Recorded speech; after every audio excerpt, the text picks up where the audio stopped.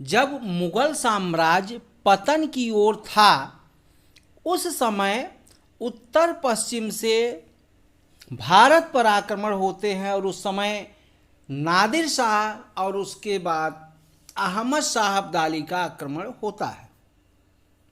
तो सबसे पहले नादिर शाह पर चर्चा करते हैं।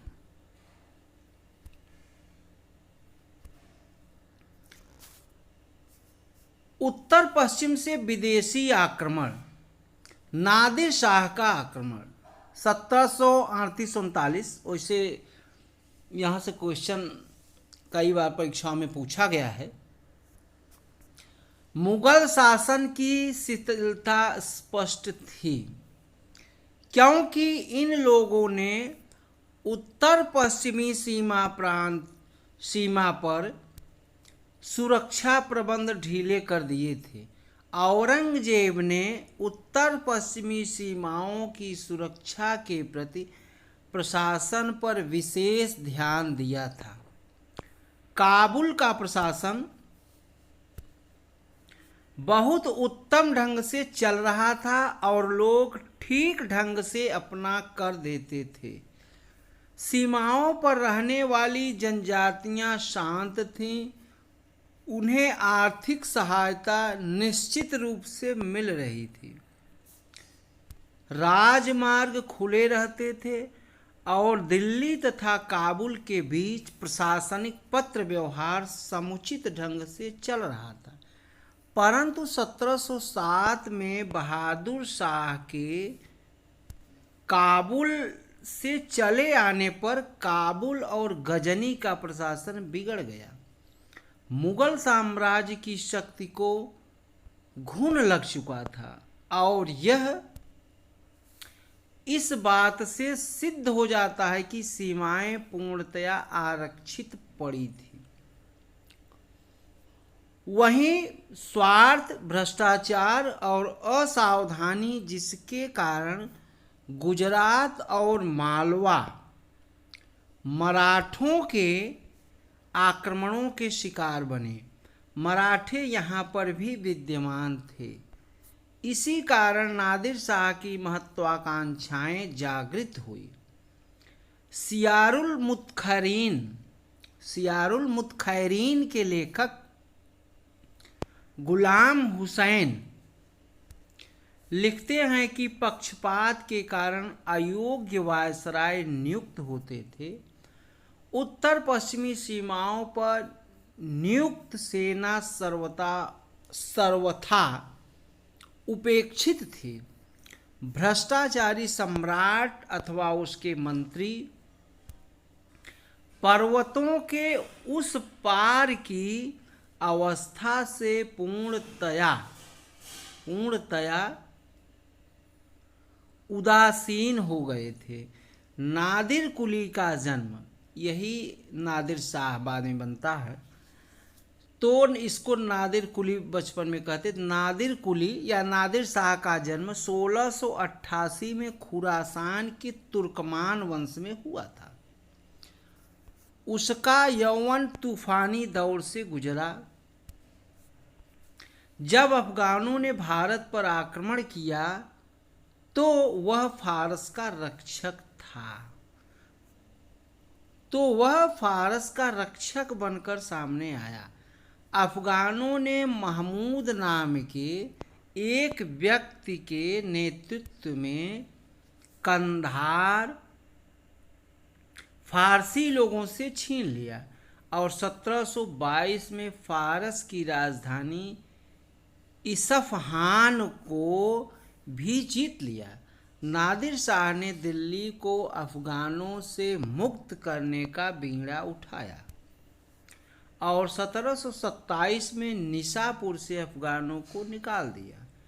नादिर अपने आप को सफ़ी राजा शाह तहमासप का मुख्य सेनापति ही मानता था। शीघ्र ही समस्त फारस अफगानों से मुक्त हो गया। कृतज्ञ शाह ने उसे आधा राज्य दे दिया। जिसमें वह पूर्ण स्वतंत्र होकर अपने सिक्के भी चला सकता था। 1736 में सफ़ी वंश का अंतिम सम्राट मर गया और नादिर समस्त देश का स्वामी बन गया।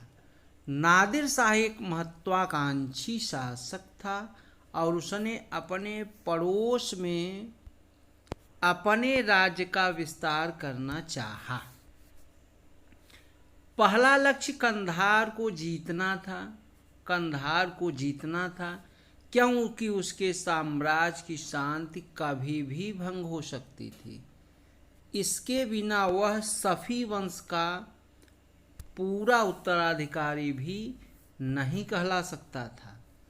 उसने कंधार के अफगान शासकों को अकेला करने की इच्छा से मुगल सम्राट मोहम्मद शाह को लिखा कि कंधार के अफगान शासकों को काबुल में शरण नहीं मिलनी चाहिए।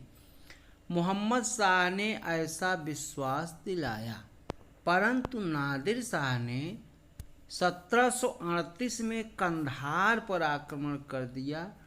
वहाँ के कुछ अफगानों ने गजनी और काबुल में शरण ले ली।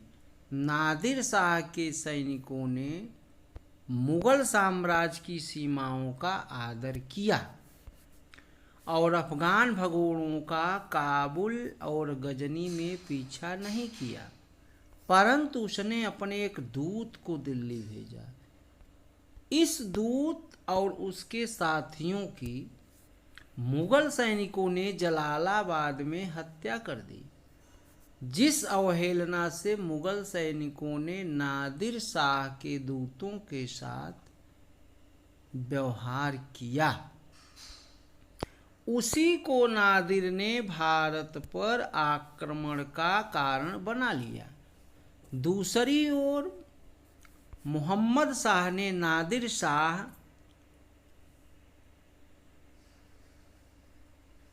से दूतों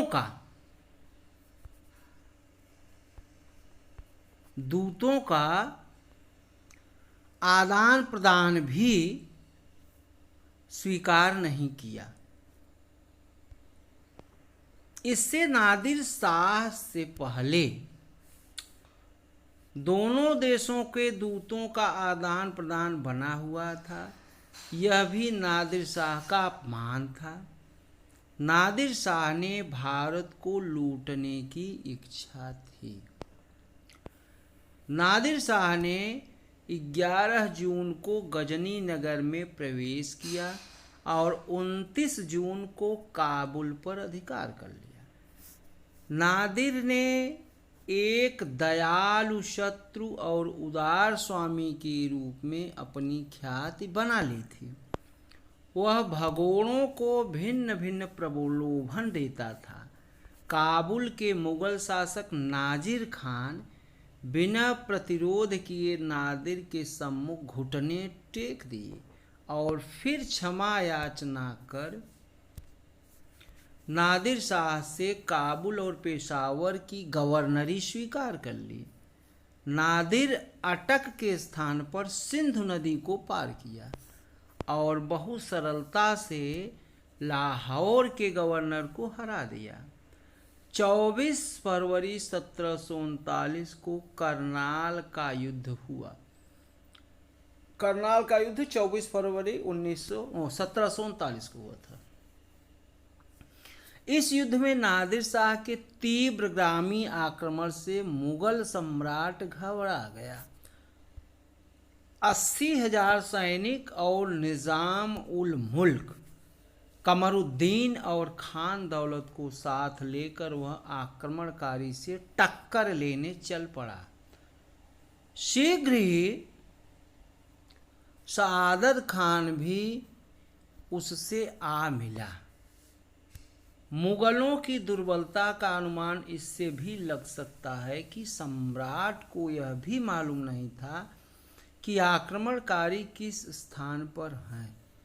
उसे आक्रमण का तब पता चला जब नादिर शाह की अग्रिम सैनिकों ने शहादत खान, शआदत है ये, शआदत खान की संभरण गाड़ियों पर आक्रमण कर दिया।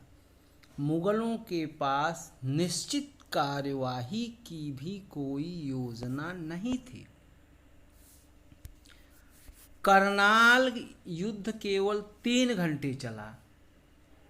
खान मतलब शहादत खान युद्ध के दौरान मारा गया और शहादत खान बंदी बना लिया गया। निजाम उल मुल्क ने शांति दूत की भूमिका निभाई।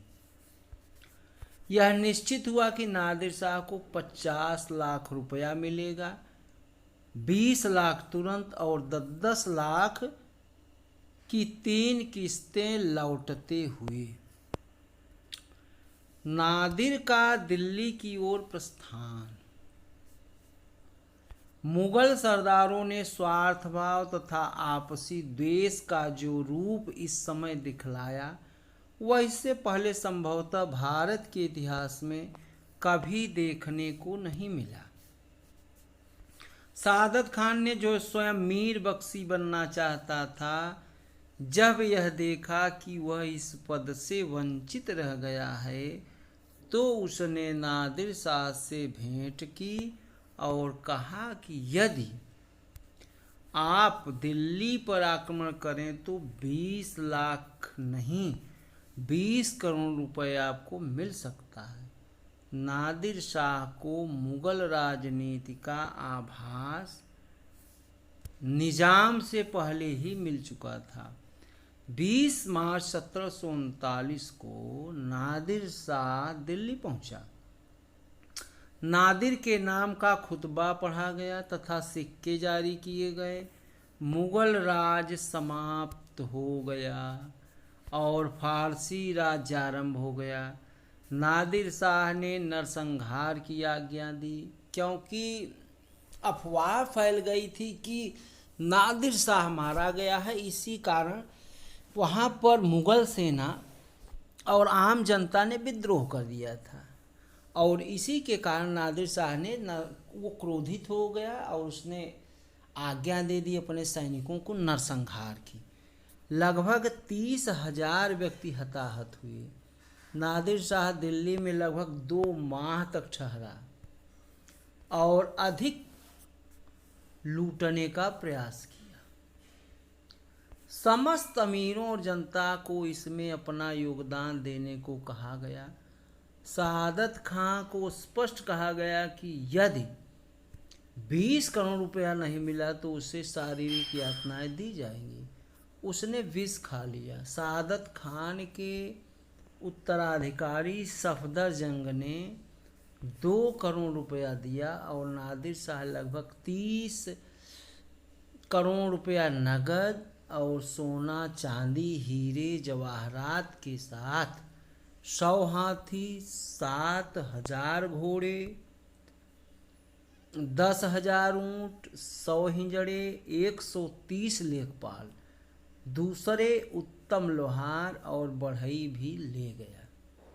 शाहजहां का तख्ते ताउस, जिसका मूल्य 1 करोड़ रुपए था, इसके अतिरिक्त मुगल सम्राट ने अपनी पुत्री का विवाह नादिर शाह के पुत्र नासिर उल अल्लाह मिर्जा से कर दिया। इसके अतिरिक्त कश्मीर तथा सिंधु नदी के पश्चिमी प्रदेश भी नादिर शाह को मिल गया। ठट्टा का प्रांत और उसके अधीनस्थ बंदरगाह भी उसे प्राप्त हो गए। दूसरी ओर नादिर शाह ने मोहम्मद शाह को पुनः मुगल साम्राज्य का सम्राट घोषित कर दिया। सिक्के चलाने का भी अधिकार लौटा दिया।